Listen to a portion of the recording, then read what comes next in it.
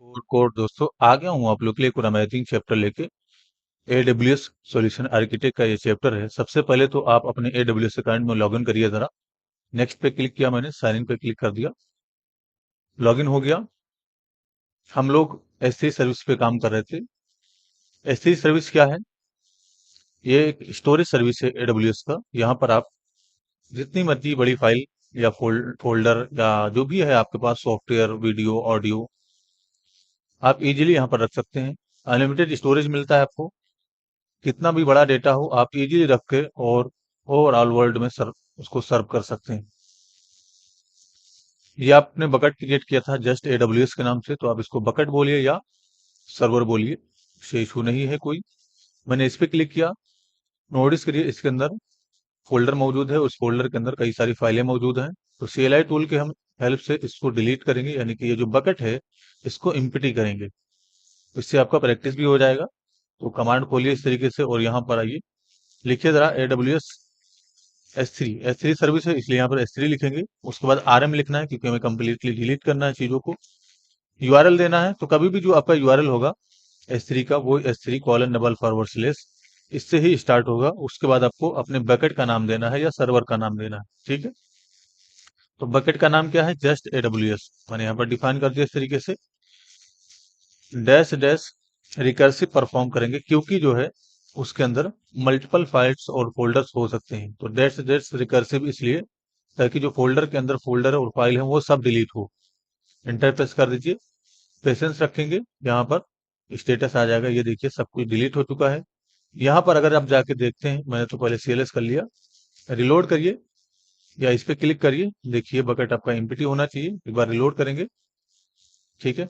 उसके बाद यहाँ पर क्लिक करेंगे जस्ट AWS पे, देखिए बकेट हमारा एम्प्टी हो चुका है, यानी कि हमने इसको कंप्लीटली डिलीट कर दिया। अगर आपको बकेट डिलीट करना है तो बकेट डिलीट करने के लिए आप यहाँ पर क्लिक करके और यहाँ से डिलीट कर सकते हैं, या तो आप CLI टूल से भी डिलीट कर सकते हैं, ठीक है। लेकिन अगर आपको बकेट डिलीट करना होगा, मान लीजिए ये बकेट मुझे डिलीट करना है, तो ये ऐसे ही डिलीट नहीं हो जाएगा। अगर आपने इसके लिए वर्जनिंग को इनेबल कर रखा होगा ना, तो ये डिलीट नहीं होगा, भले ही ये बकेट इम्पिटी है, ठीक है। अभी इम्पिटी बकेट है। मैं यहाँ पर क्लिक करता हूँ और ये रहा डिलीट का बटन। अभी फिलहाल यहीं से डिलीट करिए, इस पे क्लिक कर दीजिए। नोटिस करिए ये चीज आपका इनेबल्ड है, ठीक है।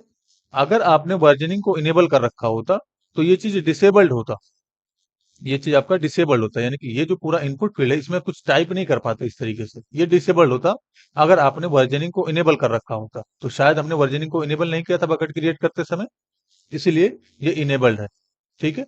तो अगर आपने वर्जनिंग को इनेबल कर रखा होता तो ये डिलीट नहीं होता है, इसे समझ में आ जाएगा। अभी हम वर्जनिंग को इनेबल करके भी कुछ चीजों को सीखने वाले हैं। तो अभी फिलहाल अगर ये इनेबल्ड है, यानी कि यहाँ पर आप कुछ टाइप कर पा रहे हैं, तो जो आपके बकेट का नाम है वही लिखेंगे यहाँ पर, जस्ट AWS। मान लीजिए आपके केस में शायद आपने वर्जनिंग को इनेबल कर दिया हो, है ना, और ये डिसेबल्ड है, तो क्या करेंगे आप? यहाँ पर एक ऑप्शन होगा क्लिक करने पर, यानी कि इम्पिटी करके लिखा होगा, उस पर क्लिक करिएगा। उस पर क्लिक करने के बाद आपको नीचे प्लेस होल्डर में लिखा होगा इनपुट फील्ड के अंदर परमानेंटली डिलीट, उसको वैसे ही लिखिएगा और परमानेंटली डिलीट पे क्लिक कर दीजिएगा। उसके बाद फिर से बकेट को सिलेक्ट करके डिलीट करेंगे तो ये डिलीट हो जाएगा, ठीक है। जो भी बकेट का नाम होगा वो यहाँ देंगे, डिलीट बकेट पे क्लिक कर देंगे इस तरीके से, तो बकेट हमारा डिलीट हो जाएगा इस तरीके से, परफेक्ट। यहाँ पर देखिए बकेट डिलीट हो चुका है। अभी अगर आपको नया बकेट क्रिएट करना है, और इस बार जो बकेट क्रिएट करेंगे हम उसमें वर्जनिंग को इनेबल करके काम करने वाले हैं, इसलिए यहाँ पर क्रिएट बकेट पे क्लिक करिए और ये रहा बकेट का नेम, यहाँ पर दीजिए जरा। तो मैं फिर से वही सेम नेम दूंगा, जस्ट AWS के नाम से। डेटा सेंटर वही रहने दीजिएगा जो आपने पहले चूज किया था। ACL डिसेबल्ड रहने दीजिए। अभी हम ACL के बारे में भी बात करेंगे। पहले आप नीचे की तरफ आइए और ये जो बकेट है इसको वर्जनिंग को इनेबल करके, ये देखिए बकेट वर्जनिंग है ना, इसको इनेबल कर दीजिए और क्रिएट बकेट पे क्लिक कर दीजिए। बाकी आपको किसी चीज को नहीं छेड़ना है, ठीक है। अभी हमने वर्जनिंग को इनेबल करके बकेट क्रिएट किया है। तो ये जो अभी अपने बकेट क्रिएट किया जस्ट AWS, इसके लिए वर्जन इनेबल हो चुका है। तो जब भी आप फाइल्स वगैरह अपलोड करेंगे तो सभी के लिए वर्जन को हैंडल किया जाएगा। अभी फिलहाल आप यहीं से अपलोड पे क्लिक करके एक फाइल अपलोड करिए, कोई भी ऐड फाइल पे क्लिक करिएगा। मैं डेस्कटॉप पे जाता हूँ, मेरे डेस्कटॉप पे लोगों के नाम से एक फाइल पड़ा हुआ है, ये रहा। इसी को मैंने सिलेक्ट करके ओपन कर दिया और यहाँ पर अपलोड पे क्लिक कर दूंगा तो ये अपलोड हो जाएगा। नोटिस करिए हमने वर्जनिंग को इनेबल करके फाइल को अपलोड किया है, तो इसके लिए वर्जन कंट्रोल किया जाएगा। पहले तो आप यहाँ पर रिलोड करिए और नोटिस करिए हमारा जो बकेट होगा उसमें जाएंगे हम। ये रहा बकेट, ठीक है। यहाँ पर क्लिक करिए, इसके देखिए इसके अंदर लोगो डॉट जेपीजी इसके नाम से एक फाइल अपलोड हो चुका है, ठीक है। अभी अगर आप इस पर क्लिक करते हैं तो ये रहा इसका यूआरएल, ठीक है। और अगर इसको आप ओपन करके देखना चाहते हैं तो इसको आप सेलेक्ट करिए और यहाँ पर ओपन पे क्लिक करिए तो ये ओपन हो जाएगा इस तरीके से, परफेक्ट, ठीक है। मैं सेम नेम से एक और फाइल अपलोड करना चाहती हूँ, यानी कि सेम नेम होगा और उसके लिए मैं एक और फाइल यानी कि यहीं पर अपलोड करूंगा। तो जब भी आप सेम नेम से कोई भी फाइल अपलोड करेंगे ना, तो फाइल आपका एक ही रहेगा, लेकिन उसके लिए वर्जन यानी कि दो अलग अलग वर्जन हैंडल किए जाएंगे। इसके लिए ओल्ड वर्जन हो जाएगा, ये ओल्ड वर्जन में चला जाएगा, और जो नया फाइल आपने अपलोड किया सेम नेम से वो नए वर्जन में चला जाएगा। वर्जन कैसे कंट्रोल करता है ये देखिए, सेम नेम से ही आपको फाइल अपलोड करना है। तो मेरे डेस्कटॉप पे फाइल पड़ा हुआ है, मैं यहाँ पर जाता हूँ, नोटिस करिए। देखिए अभी जो मैंने फाइल अपलोड किया था थोड़ी देर पहले वो ये वाला था लोगो, ये वाला मैंने अपलोड कर दिया है। और ये अर्न नाम है, इसको भी मुझे अपलोड करना है।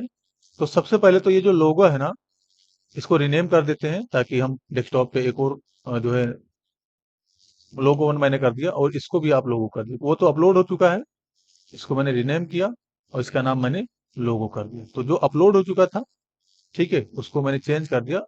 तो वो इसलिए चेंज करना पड़ा हमें उसका नाम, क्योंकि मुझे लोगो के नाम से इसको भी अपलोड करना है, ठीक है। यानी कि लोगो के नाम से इसको भी अपलोड करना है। और लोगो के नाम से एक और फाइल आपका पड़ा हुआ है, तो डेस्कटॉप पे आप दो फाइल सेम नेम से नहीं बना सकते, तो इसलिए हमने उसको रीनेम किया था। अभी मुझे इसको अपलोड करना है, ठीक है। तो इसको अपलोड करने के लिए यहीं पर आइए जरा, अपलोड पे क्लिक करेंगे, ऐड फाइल पे क्लिक करेंगे और यहाँ पर डेस्कटॉप पे जाके देखेंगे कि लोगो कहाँ है। ये रहा लोगो, आप ओपन कर दीजिए और यहाँ अपलोड पे क्लिक कर दीजिए, ठीक है। नोटिस करिए फाइल अपलोड हो चुका है। आप यहाँ जाइए, ठीक है, इस पे ये देखिए, अच्छा दो फाइल आ गया यहाँ पे। अच्छा देखिए एक्सटेंशन कोड अलग अलग था ना, बस इसीलिए दो फाइल अलग अलग हैंडल हुआ, ठीक है। यानी कि एक्सटेंशन कोड अलग है, इसका जेपीजी है, इसका पीएनजी है। मान लीजिए लोगो डॉट पीएनजी एक और मैं अपलोड करता हूँ। पहले तो आपके पास एक फाइल होना चाहिए लोगो डॉट पीएनजी के नाम। तो मैंने एक डेस्कटॉप पे और फाइल रखा है, यहाँ पर नोटिस करिए। ये हमारा पाइथन प्लस डेटा स्ट्रक्चर, इसका भी पीएनजी एक्सटेंशन कोड है और इसका भी पीएनजी एक्सटेंशन कोड था। इसको मैं रिनेम कर देता हूँ, लेकिन उससे पहले इसको मैं रिनेम कर देता हूँ। तो इसको मैंने टू कर दिया और इसका भी नाम मैं लोगो रखूंगा, तो रिनेम करके मैंने यहाँ पर इसका नाम लोगो रख दिया, ठीक है। अब इस वाले फाइल को मैं अपलोड करूंगा, तो फिर से यहाँ पर आइए, अपलोड पे क्लिक करिए और यहाँ पर ऐड फाइल पे क्लिक करके फिर से आप लोगो को अपलोड करिए। तो नोटिस करिए ये लोगो है, मैंने यहाँ पर ओपन कर दिया और अपलोड पे क्लिक कर दिया। इस बार नोटिस करिएगा क्या होगा, यहाँ पर जो फाइल अपलोड हुआ ये देखिए लोगो डॉट पीएनजी, अभी जस्ट आपने अपलोड किया है। और इससे पहले भी आपका एक लोगो डॉट पीएनजी फाइल था, तो वो डिलीट नहीं होगा। उसके लिए जब भी आप डुप्लीकेट फाइल अपलोड करेंगे ना, तो क्या होगा, जो आपका ओल्ड वाला फाइल था उसके लिए वर्जन क्रिएट कर दिया जाएगा और जो नया फाइल है उसके लिए अलग वर्जन क्रिएट कर दिया जाएगा। कैसे पता चलेगा कि किसके लिए क्या वर्जन क्रिएट किया गया? तो जब भी सेम नेम से और सेम एक्सटेंशन कोड होगा, यानी कि सेम फाइल आप अपलोड कर रहे हैं ना, तो उसके लिए वर्जन हैंडल किया जाएगा जब भी आपने वर्जनिंग को इनेबल किया होगा। अगर आपने वर्जनिंग को इनेबल नहीं किया है तो वो वर्जन हैंडल नहीं किया जाएगा। कैसे पता चलेगा? ये देखिए ये वाला आपने डुप्लीकेट अपलोड किया था, तो इसी पे क्लिक करिएगा, ये रहा वर्जन, इस पे क्लिक करिएगा और यहाँ पर देखिए ये अभी आपका करंट वर्जन है जो अभी आपने अपलोड किया था, और ये है आपका ओल्ड वर्जन जो पहले आपने अपलोड किया था। इसको क्लिक करिए यहाँ पर और ओपन पे क्लिक करिए ताकि ये ओपन हो जाए। ये देखिए है ना, ये वाला फोटो आपका अभी जो आपने रिसेंटली अपलोड किया था। क्लोज करिए इसको और नीचे वाले को चेक करके इसके ओपन पे क्लिक करिए। ये देखिए जो आपने पहले अपलोड कर रखा था इसके लिए अलग वर्जन क्रिएट किया गया, और जो अभी जस्ट आपने सेम चीज अपलोड किया तो उसके लिए अलग वर्जन क्रिएट किया गया। यानी कि दोनों के लिए वर्जन हैंडल किया जा रहा है। लेकिन फाइल आपको यहाँ कौन सा दिखेगा, यानी कि बाहर जाएंगे ना तो आपको कौन सा फाइल दिखेगा? जैसे अगर आप इस पे क्लिक करके और यहाँ ओपन पे क्लिक करते हो तो यहाँ कौन सा दिखेगा? जो करंट वर्जन आपका यानी कि जो आपने रिसेंटली अपलोड किया होगा वो दिखेगा, ठीक है। अगर आपको ओल्ड डेटा चाहिए तो इस पे क्लिक करेंगे और यहाँ वर्जन में जाएंगे, ये रहा आपका ओल्ड वाला डेटा, इसके क्लिक करके ओपन पे क्लिक कर दीजिए, ठीक है। अगर आप कोई तीसरा फाइल भी लोगो डॉट पीएनजी के नाम से अपलोड करते हो तो करंट वर्जन नया फाइल जो आपने अपलोड किया वो बन जाएगा। अच्छा ये जो वर्जन है ना, जब हम अपनी बात करें, अगर एप्लीकेशन वगैरह बनाते हैं या वेबसाइट बनाते हैं या हम कोई सॉफ्टवेयर बनाते हैं तो हम अपनी मर्जी से वर्जन लिखते हैं, 1.0.1 इस तरीके से लिखते हैं। लेकिन एडब्ल्यूएस के अंदर ऐसा फीचर नहीं है। ये एडब्ल्यूएस जो है वर्जन आपको खुद ही क्रिएट करके देगा। ये आपको एक आईडी जनरेट करके देगा जो कि यूनिक होगा, सभी डेटा के लिए यूनिक होगा। जैसे आपने अभी लोगो डॉट पीएनजी अपलोड किया था थोड़ी देर पहले, फिर से आपने लोगो डॉट पीएनजी अपलोड किया, ठीक है।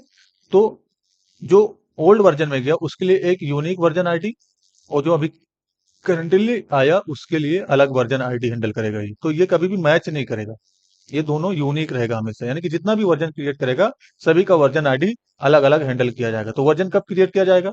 जब आपने सेम नेम से और सेम एक्सटेंशन कोड यानी कि सेम फाइल आपने फिर से अपलोड किया हो, ठीक है, तो उसके लिए वर्जन क्रिएट किया जाएगा। मैंने आपको एक चीज बताई थी जब मैंने स्टार्ट किया था। मैं नोटपैड ओपन कर लेता हूँ, ठीक है। यहाँ पर नोटिस करिए, मैंने आपको एक चीज बताया था कि जब भी मैं, मान लीजिए मैं, मेरा एक कोर्स चलता है और मैंने 2020 में वीडियो रिकॉर्ड किया, यानी कि 2020 में मैंने रिएक्ट जेएस का कोर्स लॉन्च किया।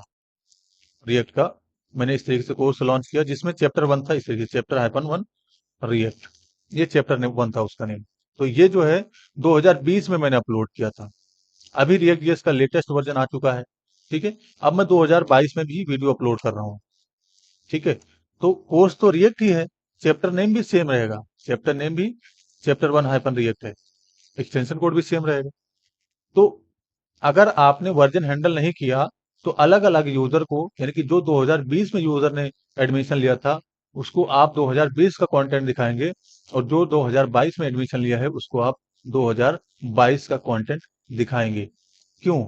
अगर आपने 2022 में कंटेंट क्रिएट किया है तो वो सिर्फ 2022 में रजिस्ट्रेशन जिनका हुआ है उन्हीं को दिखना चाहिए। जिन लोगों का रजिस्ट्रेशन 2020 में हुआ था उनको 2020 वाला वर्जन दिखना चाहिए, ठीक है। तो वो चीज आप जब वर्जन इनेबल कर लेंगे और फाइल अपलोड करेंगे ना, तो ये चीज ऑटोमेटिकली हैंडल करेगा। और जब भी आप फाइल अपलोड करेंगे तो डेटाबेस के अंदर हम क्या करते हैं, फाइल अपलोड करते समय उसका यूआरएल डेटाबेस के अंदर स्टोर करते हैं। तो यूआरएल स्टोर करने के साथ साथ आप वर्जन आईडी भी स्टोर करेंगे डेटाबेस के अंदर। अगर आपने वर्जन आईडी को स्टोर नहीं किया तो आप कैसे हैंडल कर पाएंगे कि किस यूजर को कौन सा डेटा दिखना चाहिए। इसीलिए जब भी आप अपलोड करेंगे तो अपनी एपीआई से जब भी आप डेटा अपलोड करेंगे एडब्ल्यूएस पर, तो आप इसके साथ साथ डेटा के साथ साथ उसका वर्जन आईडी भी स्टोर करके रखिएगा डेटाबेस के अंदर, ताकि आप कंट्रोल कर सको। क्या कंट्रोल कर सको कि किसको कौन सा डेटा दिखाना है। अब जिसने 2020 में रजिस्ट्रेशन किया था उसको 2020 वाला रिएक्ट का कोर्स दिखना चाहिए, जिसने 2022 में रजिस्ट्रेशन किया है उसको 2022 वाला रिएक्ट का कोर्स दिखना चाहिए। तो अगर आपने वर्जन को इनेबल नहीं किया तो इस चीज को आप कैसे हैंडल कर पाएंगे? ठीक है, इनेबल कर लिया आपने, लेकिन डेटाबेस में भी आपको वर्जन आईडी स्टोर करना होगा। तो जब आप उस पर काम करेंगे आगे धीरे धीरे, तब आपको ये सारी चीजें क्लियर होंगी। अगर आपको बैकएंड के लैंग्वेज आते हैं, ठीक है, तो आप इजीली एपीआई का रिक्वेस्ट करते समय वर्जन आईडी वगैरह डेटाबेस के अंदर स्टोर करवा पाएंगे, ठीक है। फिलहाल मैंने आपको समझाया कि वर्जन कैसे क्रिएट किया जाता है, यानी कि ऑटोमेटिकली वर्जन क्रिएट होगा, आपको क्रिएट नहीं करना पड़ेगा, बस आपको इनेबल कर देना है। तो जब भी आप डुप्लीकेट डेटा अपलोड करेंगे उसका, यानी कि ओल्ड वाले डेटा का एक वर्जन क्रिएट कर दिया जाएगा, और यहाँ पर आपको मेन में कहा कौन सा डेटा दिखेगा, जो आपने रिसेंटली अपलोड किया है। इसको चेक करके आप ओपन पे क्लिक करिए, नोटिस करिए ओपन हो रहा है, ठीक है। तो जब भी याद रहे, जब भी आप अपलोड करेंगे फाइल, जैसे अभी हमने अपलोड किया, तो उसका यूआरएल और उसका वर्जन आईडी हम डेटाबेस के अंदर जरूर स्टोर करेंगे, ठीक है। तो ये सब चीजें जब आपको बैकएंड की नॉलेज होगी तब आप कर लेंगे। Node JS, PHP, Python, dot net, जिसमें भी आप बैकएंड का लैंग्वेज यानी कि बैकएंड का काम कर रहे हैं उसमें आप इजीली कर पाएंगे एपीआई का रिक्वेस्ट करते समय, ठीक है। अभी मुझे क्या करना है, एक नया बकेट क्रिएट करना है। तो सबसे पहले बकेट पे क्लिक करिए, यहाँ से हम नया बकेट क्रिएट कर सकते हैं। एक और चीज मैं आपको बता दूं कि आप मर्जी जितना बकेट क्रिएट करें उसका कोई भी चार्जेस नहीं लिया जाता है। चार्जेस आपसे तभी लिया जाएगा जब आपने बकेट के अंदर फाइल अपलोड किया हो और बकेट के अंदर से फाइल डाउनलोड किया हो, तभी आपसे चार्जेस लिया जाएगा। तो मैं अभी आपको एसीएल के बारे में कुछ पढ़ाने वाला हूँ। आपको याद होना चाहिए जब हमने बकेट क्रिएट किया था तो एसीएल इनेबल और एसीएल डिसेबल करके दो टर्म थे वहां पर, उन्हीं को हमें समझना है अभी अच्छे से, ठीक है। तो मैं क्या कह रहा था कि जब भी आप बकेट क्रिएट करेंगे तो आपसे कोई चार्ज नहीं लिया जाएगा। जब बकेट के अंदर आप फाइल अपलोड करना स्टार्ट करेंगे, जब तक अपलोड होगा तभी तक चार्ज लिया जाएगा, और जब आप डाउनलोड करना स्टार्ट करेंगे तब तक आपको चार्ज लिया जाएगा। अच्छा, अभी जिस पे आप काम कर रहे हैं ये बहुत ही कम कॉस्ट देने वाला है, आपको बहुत ज्यादा कॉस्ट नहीं आएगा। मंथली कहीं 49 रुपीज, 38 रुपीज, 39 रुपीज, इस तरीके से कॉस्ट आएगा, तो उसको आप पे कर दीजिएगा। मान लीजिए आप पे नहीं करते हैं, बिल पे नहीं करते, तो क्या होगा, अगर आपका अमाउंट ज्यादा हो जाता है तो आपका जो अकाउंट है वो सस्पेंड हो जाएगा। इसलिए अगर थोड़ा बहुत अमाउंट जनरेट हो रहा है तो आप उसको पे करते रहिए। ये डेली नहीं जनरेट होगा, मंथली जनरेट होता है, यानी कि 1 महीने के बाद ही आपको पता चलेगा कि हाँ 49 रुपीज आपका बिल आया है। कैसे पता चलेगा? यहाँ क्लिक करिएगा, ये रहा बिलिंग एंड कॉस्ट मैनेजमेंट, इस पे क्लिक करिएगा और यहाँ पर जो है आप जाके देख सकते हैं। ठीक है, ये रहा बिल्स, इस पे क्लिक करेंगे ना तो आपको पता चलेगा कि आपका कितना कितना बिल उठा है। इस पे क्लिक कर दीजिएगा, देखिए अभी 0 यहाँ पर उठा है, यानी कि हमारा एक भी रुपया अभी चार्ज नहीं किया गया है। तो हो सकता है ये जनरेट हो रहा है ना, ये देखिए बिल स्टेटस 1 जुलाई से 1 जुलाई 1 जुलाई से 31 जुलाई तक शायद ये हमें बिल बिल जनरेट करके दे अगस्त के अंदर। ठीक है, तो इस मंथ का बिल जनरेट करके जो भी आएगा 49 रुपीज 39 रुपीज, ज्यादा नहीं आएगा, क्योंकि अभी हम जिस सर्विस पे काम करें ना उस पे ज्यादा बिल नहीं आएगा। और जिस तरीके से मैं काम करवा रहा हूँ, अगर मुझसे फॉलो करके आप काम करेंगे, कुछ एक्स्ट्रा ज्यादा अपनी मर्जी से अपलोड वगैरह नहीं कर देंगे, बड़ी बड़ी फाइल आपको अपलोड नहीं करना है, छोटा ही फाइल अपलोड करना है, तो ज्यादा दिक्कत नहीं होने वाला है आप लोगों को और ज्यादा बिल नहीं आएगा। तो जब भी बिल आएगा वहीं से आप जाकर के देख के और वहीं पर ऑप्शन रहेगा पे कर दीजिएगा। ठीक है, अभी मुझे एसीएल और एसीएल इनेबल और एसीएल डिसेबल इसके बारे में आपको कुछ समझाना है। मैंने यहाँ पर क्लिक किया, देखिए बकेट कितना भी आप क्रिएट करिए, मैंने जैसा कहा कि आपसे कोई भी चार्ज नहीं लिया जाएगा। बकेट के अंदर जब आप अपलोड करेंगे, डाउनलोड करेंगे, तभी आपसे चार्ज लिया जाएगा। तो नया बकेट क्रिएट करना है, मैंने यहाँ पर डिफाइन कर दिया जस्ट कोड के नाम से। इस तरीके से ये बकेट का नाम हो गया, क्योंकि बकेट का नाम यूनिक रखना होता है। ठीक है, यहाँ पर नोटिस करिए दो टर्म है, एक तो एसीएल इनेबल्ड है, सॉरी एसीएल डिसेबल्ड है, और अगला है आपका एसीएल इनेबल्ड। तो मान लीजिए अभी तक हमने जो बकेट क्रिएट किया है वो एसीएल डिसेबल्ड करके बकेट क्रिएट किया है। तो जब भी आपका एसीएल डिसेबल्ड रहेगा और आपने बकेट क्रिएट किया होगा, तो चाहे वो आपका जो फाइल आपने अपलोड किया वो हमेशा प्राइवेटली अपलोड होगा, यानी कि हमेशा वो प्राइवेट ही रहेगा। प्राइवेट होने का मतलब क्या हुआ, उसको आप किसी को देंगे तो एक्सेस नहीं होगा। फॉर एग्जाम्पल बैक कर लीजिए थोड़ी देर के लिए, और ये रहा आपका जस्ट एडब्ल्यूएस, जिसको हमने एसीएल डिसेबल्ड करके क्रिएट किया था। और इसमें ये देखिए ये फाइलें हैं। ठीक है, मैंने यहाँ क्लिक किया, ओपन पे क्लिक किया। तो अगर आपने ओपन पे क्लिक किया और अगर ये ओपन हो रहा है, तो इसका मतलब ये नहीं है कि ये पब्लिक है। ये ओपन क्यों हो रहा है? ये ओपन इसलिए हो रहा है क्योंकि ये आपके अकाउंट से ओपन किया गया है। आप एज अ ओनर इसको ओपन कर रहे हो, तब ये ओपन हो जा रहा है। यही चीज अगर आप किसी को शेयर करते हैं, इसका यूआरएल मान लीजिए, इसका यूआरएल कैसे मिलेगा आपको, इस पे क्लिक करिएगा, ये रहा इसका यूआरएल, ऑब्जेक्ट यूआरएल ये है, कॉपी कर लीजिए और नए टैब में लेकर के जाके इसको पेस्ट करिए। अब ये एक्सेस नहीं होगा, ये देखिए, है ना, एक्सेस डिनाइड लिख के आ रहा है यहाँ पर, ये देखिए। ठीक है, तो आप इसका यूआरएल अगर किसी को शेयर करते हैं तो ये फाइल ऐसे ही एक्सेस नहीं हो जाएगा। ठीक है, अगर आपने एसीएल को डिसेबल करके बकेट क्रिएट किया होगा तो एसीएल को डिसेबल करके जब आप बकेट क्रिएट करते हैं तो आपके पास ये चीज का ऑप्शन नहीं होता है कि आप उसको प्राइवेट और पब्लिक कर सके अपलोड करते समय। यानी कि अपलोड करते समय आपके पास कोई वो नहीं रहेगा अथॉरिटी की कि उसको आप प्राइवेट करना चाहते हैं या पब्लिक करना चाहते हैं। कहने का सिंपल सा मतलब ये है कि देखिए, क्रिएट बकेट पे क्लिक करिए, क्रिएट मत करना अभी। यहां से अगर हमने एसीएल को डिसेबल करके और बकेट क्रिएट कर दिया तो क्या होगा, जब भी आप फाइल अपलोड करेंगे ना तो हमेशा वो प्राइवेट में ही अपलोड होगा, यानी कि वो हमेशा प्राइवेट ही रहेगा। ठीक है, लेकिन अगर आप एसीएल को इनेबल करके और बकेट क्रिएट करते हैं तो आप अपलोड करते समय डिसीजन ले सकते हो कि ये जो फाइल अपलोड हो रहा है वो प्राइवेटली रखा जाएगा या पब्लिकली रखा जाएगा। अगर आपने एसीएल एसीएल को इनेबल करके अपलोड किया तो इसका सिंपल सा मतलब हुआ कि जो फाइल अपलोड कर रहे हैं, जैसे हम अपलोड करते हैं ना, तो अपलोड करते समय आप डिसीजन ले पाएंगे कि आपको प्राइवेटली रखना है या पब्लिकली रखना है। एसीएल डिसेबल रखा गया अगर, तो आप ये डिसीजन डिसीजन नहीं ले सकते हैं कि आपका जो फाइल है वो पब्लिकली अपलोड होगा या प्राइवेटली अपलोड होगा। हमेशा एसीएल डिसेबल होने के वजह से आपका जो फाइल है वो प्राइवेटली ही अपलोड होगा। ठीक है, इसको अगर आपने इनेबल करके और क्रिएट कर दिया तो डिसीजन ले पाएंगे आप कि जो है एसीएल अगर आपका इनेबल्ड है तो आप डिसीजन ले पाएंगे कि आपका जो फाइल है वो पब्लिकली अपलोड होगा या प्राइवेटली अपलोड होगा। ये चीज आप डिसीजन ले पाएंगे। फिलहाल आपको कुछ भी नहीं करना, बैक कर लीजिए। मैंने जैसा कि आपको बताया कि अभी तक हमने एसीएल डिसेबल्ड करके बकेट क्रिएट किया, तो जो भी बकेट के अंदर फाइलें हैं ना वो आपकी प्राइवेट हैं। ठीक है, ये प्राइवेट फाइल है, इसको आप ओपन करेंगे तो यहाँ तो ओपन हो जाएगा क्योंकि आपके अकाउंट से ओपन हुआ है।